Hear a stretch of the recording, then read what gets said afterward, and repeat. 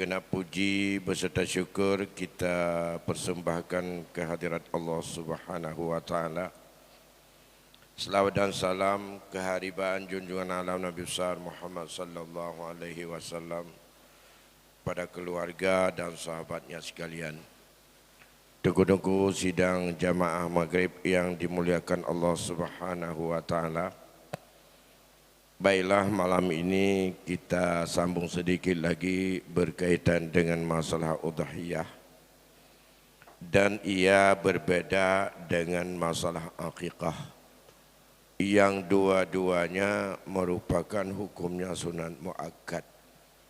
Tapi berkaitan dengan akikah tidak begitu rinci diatur berkaitan dengan kualifikasi maka binatang. Tidak juga secara rinci diatur berkaitan dengan waktu penyembelihan, dan ia sangat lunak. Berbeda dengan apa yang berlaku pada masalah udhiyah, di mana dalam prosesi untuk kita menyembelih udhiyah itu sunat untuk kita membaca bismillah, berselawat kepada Rasulullah, menghadap kiblat terhadap binatang yang disembelih, bertakbir dan berdoa. Itu 4 hal yang harus kita lakukan. Dan itu hukumnya bukan wajib, tapi itu hukumnya sunat. Berbaca bismillah, berselawat kepada Rasulullah, menghadap kiblat binatang yang disembelih dan orang yang menyembelih, bertakbir dan berdoa. Membaca bismillah yang pertama, bismillahirrahmanirrahim. Allahumma salli ala Sayyidina Muhammad wa ala ali Sayyidina Muhammad.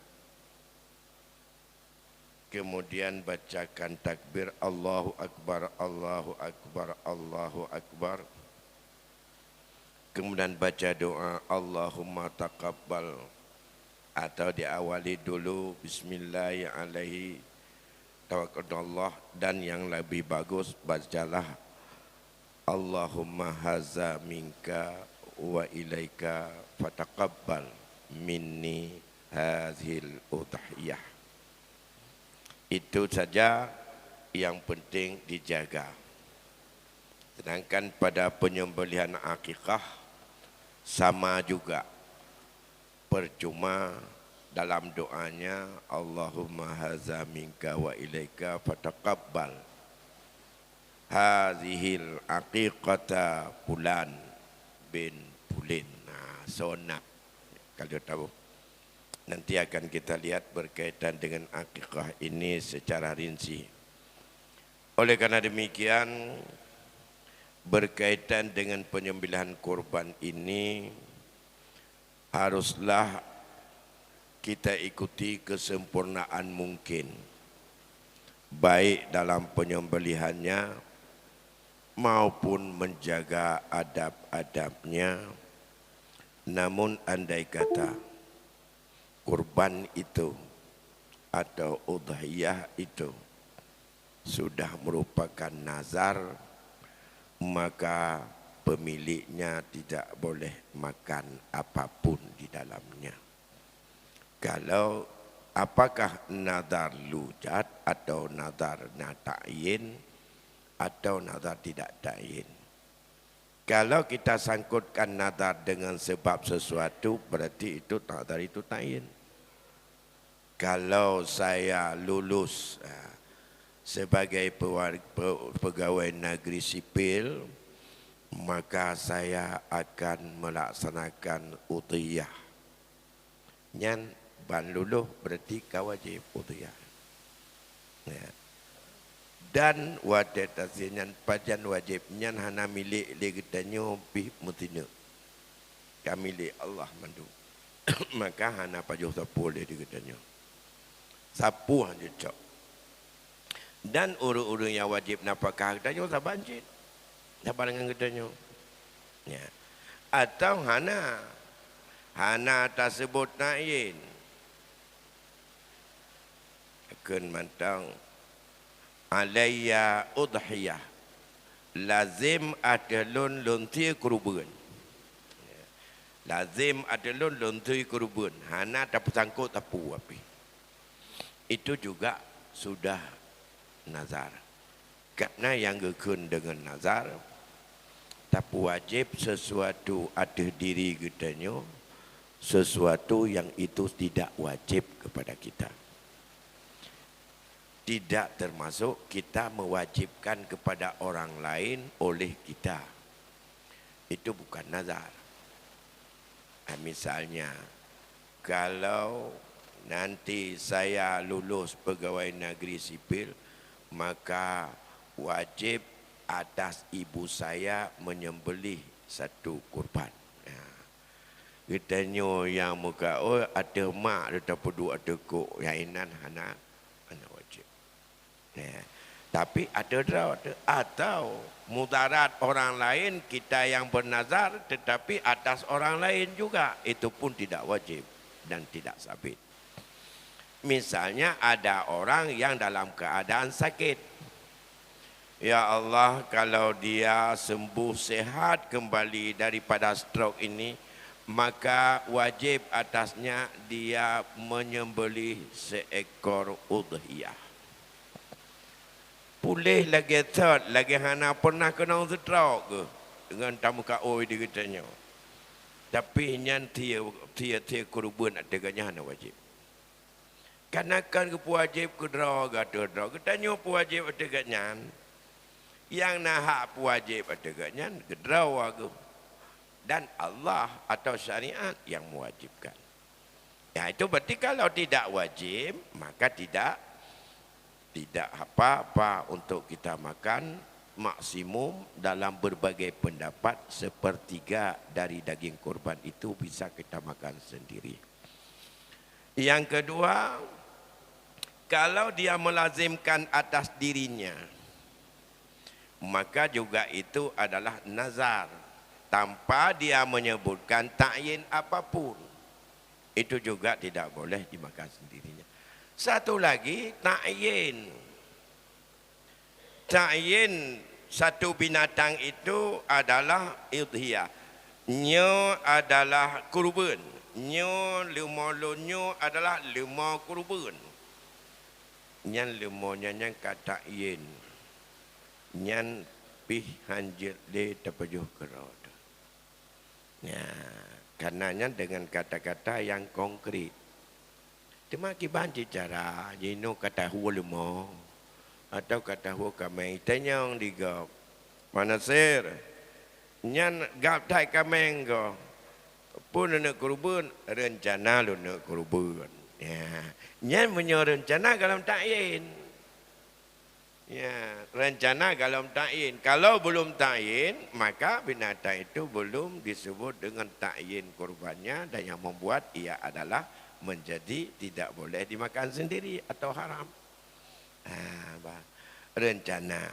Bahkan ada satu kawal kepada insyaAllah ini adalah menjadi kurban. InsyaAllah. Kata insyaAllah juga belum ta'yin. Tapi kalau dikatakan yang tak ada kameng yang kata lega. Inilah, ini kameng kurban. Itu sudah ta'yin.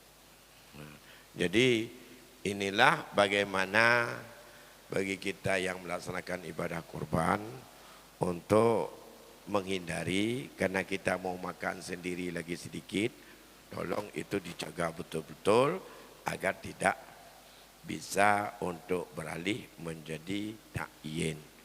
Kalau sekarang kita bilang lunuk dia kurban, ini belum ta'yin karena binatang belum ada. Bahkan kita enggak tahu mana binatangnya belum dibeli. Nah, kemudian satu lagi, bagaimana kalau menyangkut dengan masalah apapun yang ada pada binatang kurban, tidak boleh dijual, tidak boleh dijadikan upah bagi orang kerja dan juga amil kalau dia statusnya sebagai wakil juga sama. Lantas bagaimana kalau ada rencana ini kita masak satu belangong dan kita makan sama-sama. Nyan kalau satu kambing langsung diambil dalam banyak kambing dan kambing itu dimasak dan dipotong, itu tidak boleh. Sama dengan yang punya kurban kambing tersebut, gak ada apa-apa, semua makan. Tidak ada yang disedekahkan lagi kepada fakir miskin, gak ada sedekahkan dihadiah atau dihibahkan kepada orang kaya. Karena sudah semuanya. Padahal fataimul ba'isal fakir. Yang pertama, fakulu minha, makan oleh kamu sedikit. Selanjutnya, serahkan dan bagikan kepada kaum fakir miskin. Makanlah satu kambing semuanya sudah dipotong dan sudah dimasak dan dimakan semuanya. Dia korbannya tidak ada lagi apa-apa karena sudah dimakan semuanya. Maka dalam kaitan ini, bagaimana juga minta izin pada orang yang punya kurban, tidak satu, beberapa ekor, ambil sana sikit, itu minta izin dari yang punya, lantas masak dan makan, dan juga yang punya makan bersama. Itu boleh, karena makan sedikit, kemudian sisanya baru untuk dihibahkan, atau dihadiahkan, atau disedekahkan kepada fakir miskin. Bapak Ibu sidang jamaah maghrib yang dimuliakan Allah Subhanahu wa Ta'ala, maka kalau ada yang ingin bertanya malam ini kami persilakan berkaitan dengan kurban. Kalau enggak akan saya buat sedikit perbandingan dengan yang lain, yaitu dengan masalah akikah. Kalau ada, ya. Baik para jamaah, mungkin ada ingin bertanya masalah kurban atau akikah? Belum ada. Bacut Abu. Tinggal lo jamun-jamun tanya Abu, waktu kita masih kecil, ada orang bernazar, misalnya orang tua kita atau siapapun kita, kalau memang dia sembuh atau dalam masalah perkawinan, kalau memang dia menikah, kain ini dari mertuanya, itu bagaimana hukumnya Abu? Makasih. Assalamualaikum warahmatullahi wabarakatuh. Iya. Orang tua kita pernah bernazar sampai meninggal mungkin belum ditunaikan. Nazarnya korban. Ia pernah bernazar dulu. Nanti insyaAllah kalau saya diberikan kesehatan dari sakit saya akan melaksanakan ibadah kurban. Kemudian gak sempat dia lakukan, ia pernah sembuh dari sakitnya, walaupun setelah itu sakit dan meninggal lagi. Tentu tapi bukan sakit yang saat ia bernazar. Hingga terwujudlah taklik mu'alliknya atau yang disangkutkan dengan korban. Tapi ia belum melakukan.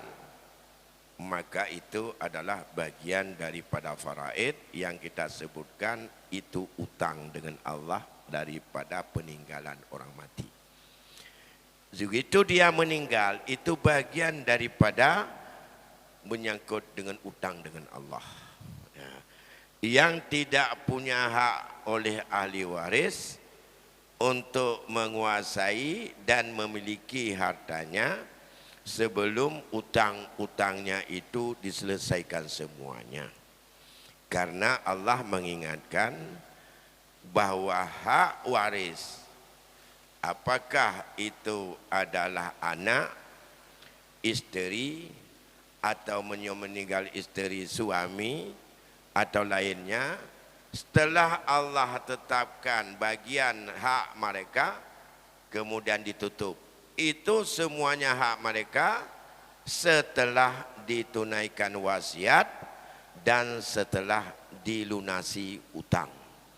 Kalau belum ditunaikan wasiat dan belum ditunaikan hutang, maka hak ahli waris belum punya hak apa-apa pada peninggalan orang meninggal. Kalau diambil juga itu adalah tidak halal. Karena dia melanggar daripada aturan yang dianjurkan oleh Allah. Nanti di saat gak cukup kepada utang, gak cukup kepada wasiat, setelah itu semuanya barulah tahu berapa nilai daripada bagian ahli waris itu sendiri. Kalau belum ditunaikan, termasuk salah satu di antaranya nazar, fidyah, kafarat yang wajib-wajib semuanya, haji, zakat dan sebagainya, termasuk menyangkut masalah apapun yang sifatnya itu ada hubungan dengan material atau uang. Tapi kalau dia bernazar bukan dengan masalah yang harus dikeluarkan harta, gak ada hubungan. Ya, maka kalau dia tidak sempat melakukan meninggal, sama dengan tinggal salat zuhur tidak diqadha. Ya, dia pernah bernazar, andai kata aku nanti sehat dari sakit, aku akan salat 2 rakaat di Masjid Lancang Garap. Kemudian udah sehat, enggak salat 2 rakaat, tapi bukan salat zuhur asar, salat 2 rakaat salat sunat, itu menjadi wajib baginya. Karena dia sudah bernazar, tidak disalat. Bagaimana kalau sudah meninggalnya? Dan ia belum menunaikan, itu urusan dia, tanggung jawab dengan Allah. Itu dosa yang harus dibawa, yang tidak ada sangkut paut dengan ahli waris untuk menunaikannya. Tapi kalau harta, bukan juga harta ahli waris tadi. Percuma harta dia yang dia tinggalkan belum bisa disebut dengan ini pusaka atau ahli waris punya. Karena itu adalah sudah menjadi takluk pada material terhadap apa yang telah dia lakukan di saat ia masih hidup. Itu barangkali Pak Nasir. Nah, kalau enggak ada yang lain, sekarang saya lanjutkan sedikit. Bagaimana perbedaan antara udhiyah dengan akikah, yang sama-sama juga Nabi pernah mengamalkannya. Kalau menyangkut udhiyah, Nabi pernah menyembelih dengan tangannya sendiri. Dan juga akikah yang disunatkan untuk anak yang baru lahir pada usia 7 hari. Dan disembelih untuk anak itu bila laki 2 ekor kambing. Atau ya kalau bukan kambing boleh juga biri-biri. Kalau bukan biri-biri boleh juga kibas. Andai kata yang lahir itu anak perempuan, maka sunat yang sangat dikuatkan untuk disembelih seekor kambing. Di mana menurut bahasa makna daripada akikah adalah menurut bahasa lebih masyhur dipakai itu untuk rambut, makna rambut. Yang ada al-aqiqah adalah rambut yang dibawa dari alam rahim oleh si bayi. Makna akikah menurut bahasa. Ya, jadi bayi yang baru lahir, yang timah seudunnya, yang timah masalah kandungan begitu lahir, nyan rambut itulah menurut bahasa itu akikah namanya. Kemudian kalau menurut pengertian syarak, akikah adalah nama bagi sesuatu yang disembelih pada hari ke-7. Dan hari ke-7 itu hari dicukur rambutnya si anak. Dan telah diberikan nama. Ya, ini. Jadi asal kata akikah rambut. Menurut syarak dipakailah kepada seekor binatang yang disembelih pada hari ke-7, yang hari itu dicukur rambutnya. Rambut si bayi itu. Ya, karena dikatanya kadang-kadang wata akikah kadang ke kerut baru akikah. Jadi gimana? Kada kau ronyan kada ada kerut. Tak, sebenarnya yang asal usul begitu. Sunat pada hari ke-7 disembelih seekor kambing pada hari itu untuk dicukur rambutnya si anak tersebut. Ada yang mengatakan awal cukur rambut dengan sembelih kambing. Ada yang mengatakan sembelih kambing dulu baru cukur rambut. Rata-rata orang kita menyembelih kambing dulu paginya, cukur rambut kalau udah matang daripada daging kambing. Kamasa saya kambing tu baru cukur, oh muyonam cuma cukur. Muyona kaka al-halak mentang ba uronyan, iaitu untuk pecicap bahasa kita.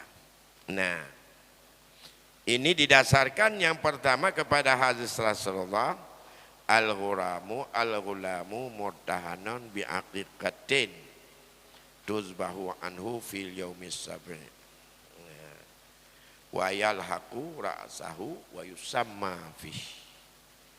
Anak-anak yang lahir itu dia tergadai dengan akikahnya yang disembelih untuk si anak pada hari yang ke-7 dan dicukur rambutnya serta diberikan namanya. Nah, itulah. Jadi murtahin kita menjadi sebagian tergadai anak itu. Maka dalam konteks ini binatang kurban sangat rinci disebut di dalam hadis. Kambing yang tidak boleh kalau tanduknya sudah patah, yang ekornya sudah putus, telinganya sudah luka. Ia kadang-kadang berjalannya tidak lurus, dia agak kurus sedikit, yang ia itu macam-macam. Cukup banyak kriteria binatang kalau untuk udhiyah. Sedangkan untuk akikah tidak ada penjelasan dengan kriteria, termasuk masalah tentang usia bagi kambing. Kalau akikah sangat dirinci, percuma para ulama mengkiaskan kualifikasi daripada binatang akikah dikiaskan kepada binatang yang kriteria sangat rinci pada masalah udhiyah atau pada kurban. Ya, jadi harus bagaimana binatang yang diakikahkan sudah sampai umur juga 1 tahun penuh, atau ada mengatakan dia udah usia 6 bulan, ada mengatakan bila gigi dasarnya sudah jatuh dan sudah diganti dengan gigi yang lain kalau kambing. Nah, itu baru. Itu semuanya kriteria itu bukan pada akikah. Pada udhiyah percuma akikah dikiaskan atau dianalogi pada masalah. Yang kajian udhiyah memang sangat rinci, sangat spesifik berkaitan dengan kualifikasi binatang. Dalam akikah hanya dibandingkan hukum pada keadaan atau kriteria atau ciri-ciri binatang yang ada pada udhiyah. Nah, kemudian berkaitan dengan akikah ini, andai kata pada hari ke-7 tidak sempat untuk disembelih atau belum mampu, atau barangkali ya karena ada sesuatu dan kondisi mungkin mengingat ibunya belum begitu sehat, macam-macam, dengan pertimbangan macam-macam, maka dia masih tetap dianjurkan pada hari 14. Itu tidak juga bisa pada hari ke-21. Tapi rambutnya jangan dipertahankan lagi kalau sudah lama kali. Kalau juga tidak terus sampai ia batas balik. Ada satu kawan mengatakan kalau sudah balik tidak lagi sunat kepada ayah dan ibunya, tapi sunat kepada dirinya untuk mengakikahkan bagi dirinya. Kalau kita tidak diakikah oleh bapa dan ibu, sekarang kita udah gede. Kabalek aja tamital teki kero tekana belanja drot. Sunat akikah tetap disunatkan. Atas siapa? Bukan atas ayah dan ibu lagi. Sudah sunat akikah itu dilakukan oleh dirinya sendiri dan beda hukum. Dan tidak ada urutan, tidak ada tertib antara akikah dengan kurban ataupun dengan udhiyah. Akikah lain latar belakang sunatnya, yang batas waktunya tanpa ada penghabisan. Sedangkan udhiyah ia disunatkan tiap tahun untuk setiap keluarga. Kita dan seluruh keluarga setiap tahun tetap ada sunat kifayah. Sedangkan akikah hanya sekali. Kalau sudah disembelih pada usia 7 hari, tidak ada sunat lagi untuk disembelih nanti hari ke-14. Jangan nanti juga hari 21 sembelih lagi. Kemudian karena tiap tahun atau setiap 7 hari sekali, tidak ada.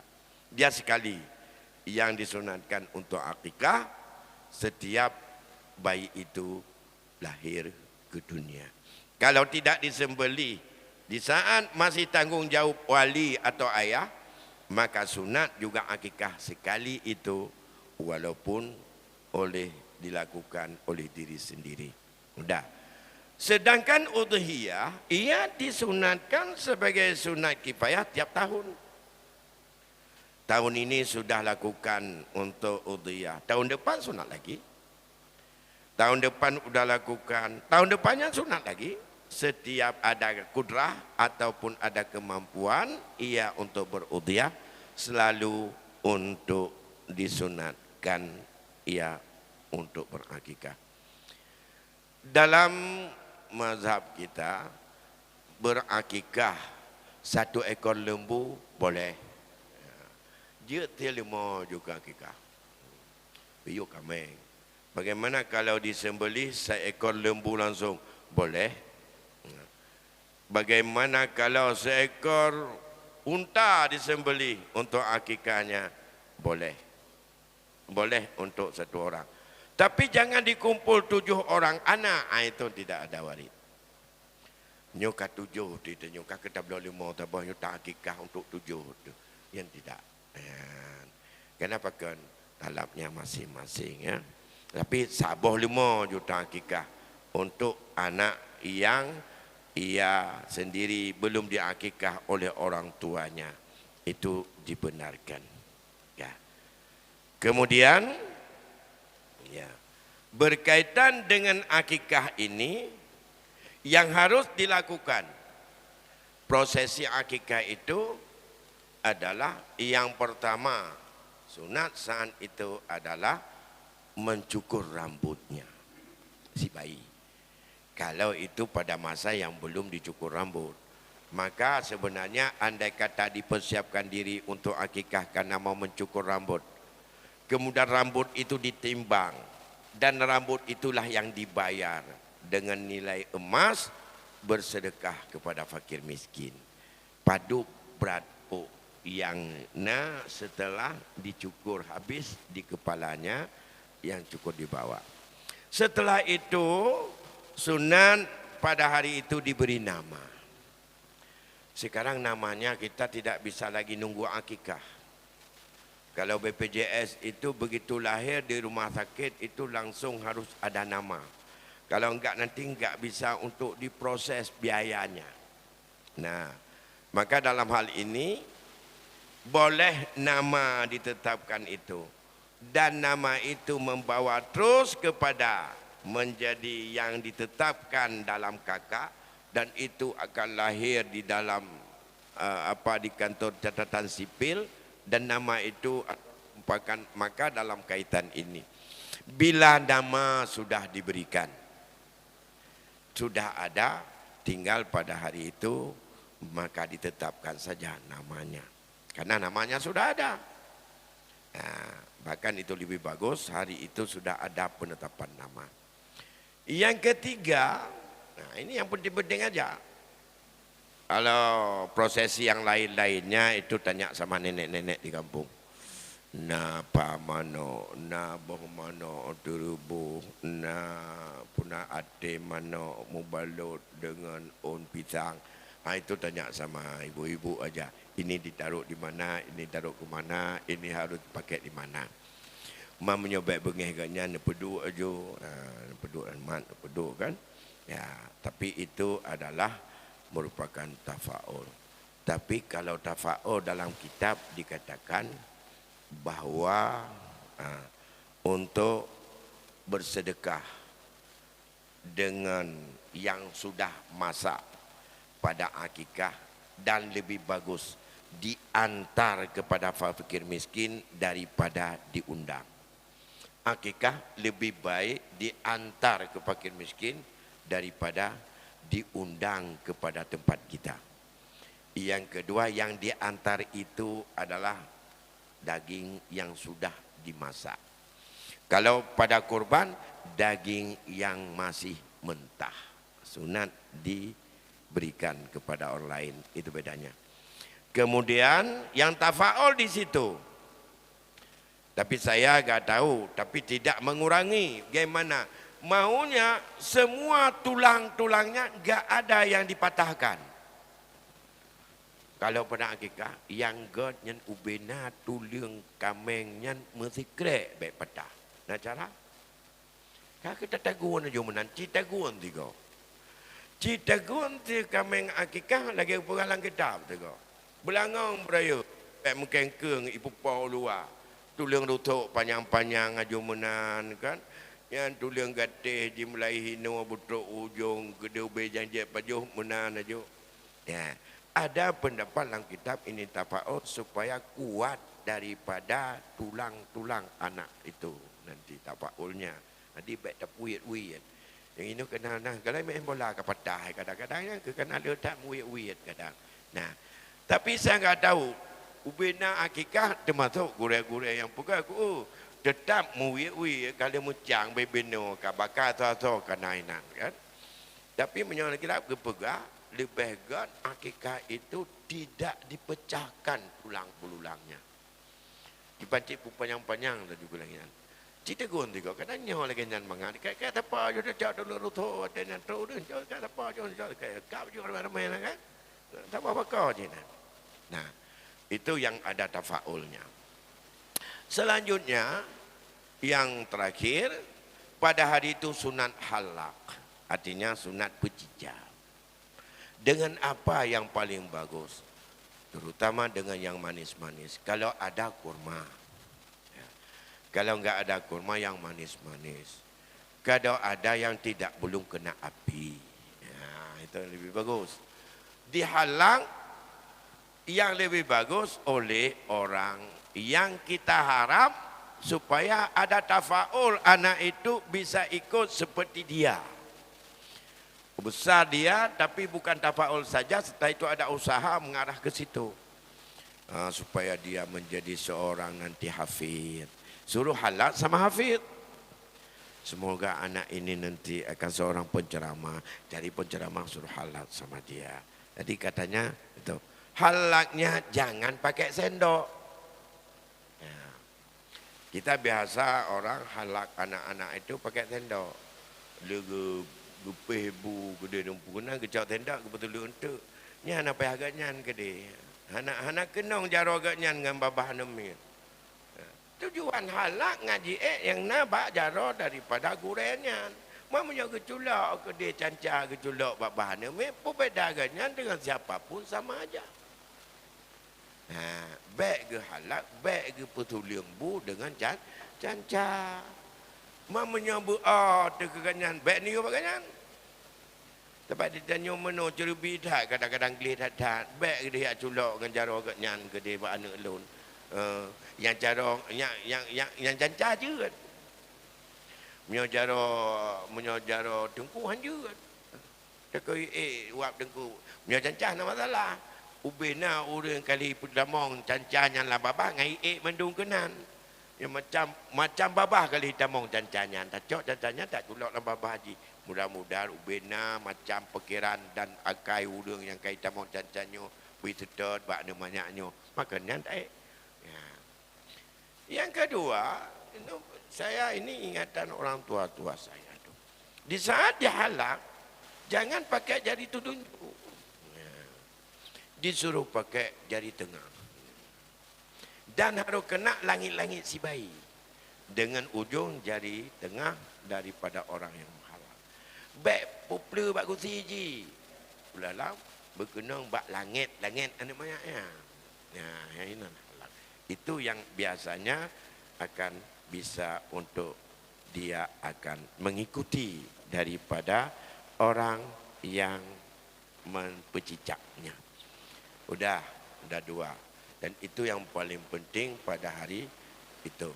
Jadi kita kadang-kadang dalam suasana yang selama ini untuk akikah, kita tidak melanjutkan dengan beberapa hal tersebut yang sangat dianjurkan. Dan jangan dianggap akikah itu tersendiri, tapi itu adalah akikah disunatkan. Ada beberapa yang minimal hari itu sudah ada penetapan nama. Yang kedua, pada hari itu sudah diberikan minta tafaul dari orang baik-baik untuk mencicapnya atau memberikan makanan yang manis kepada si anak tersebut. Semoga anak tersebut bisa mengikutinya dan terikut akhlak yang ada pada dirinya. Kemudian yang dalam mazhab kita boleh dengan apa saja. Kalau memang tidak ada kurma, boleh apa saja yang sifatnya itu manis dan untuk diberikan kepada si anak. Menyangkut dengan azan, tentu saja bukan pada hari upacara atau hari ke-7, karena azan mulai saat lahir pada telinga kanan dan sunat qamat pada telinga kiri anak itu. Hikmahnya, maka ada sebuah kajian menunjukkan menurut Islam anak itu begitu lahir yang berfungsi pertama adalah indranya telinga. Saat mata belum ada fungsi, dia belum nampak apa-apa, tapi telinganya sudah berfungsi di antara panca indera yang 7. Beda dengan mereka. Mereka mengatakan fungsi pertama mata. Maka begitu lahir harus dinampakkan palang salib di depannya begini. Karena ngai u-nya na jujana berkata pu wet palang salib mereka. Supaya beriturinya palang salibnya untuk ikut. Nah, kalau kita disuruh untuk masukkan dalam jiwanya kalimat tauhid, kalimat azan, kalimat seruan untuk kebaikan dan peringatan untuk mau salat.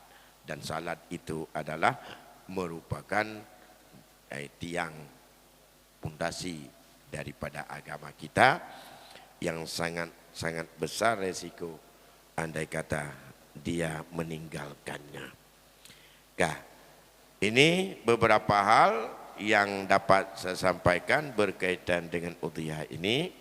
Silakan untuk kita berlomba-lomba dalam melakukan untuk berkurban.